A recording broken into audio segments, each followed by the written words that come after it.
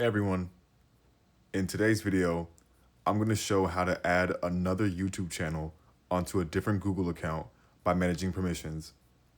To do this effectively, it's best to be on call with the person we're managing permissions with. I like to use Discord. Discord's pretty cool. There's also Zoom. All right, first step. Go to youtube.com. Sign in.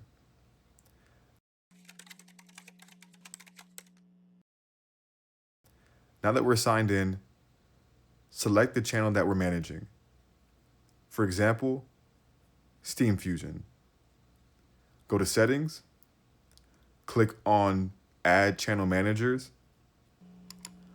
On the brand account page, go to Manage Permissions, and in the top right corner, press Invite New Users. Now enter their email address, like guopstore@gmail.com, for example. Choose a role, select Owner, and press Invite. Once the invitee accepts the invitation, they will appear right here.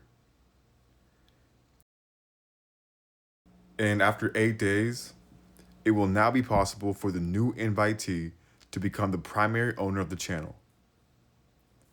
And that is how to successfully move a YouTube channel to another Google account by managing permissions.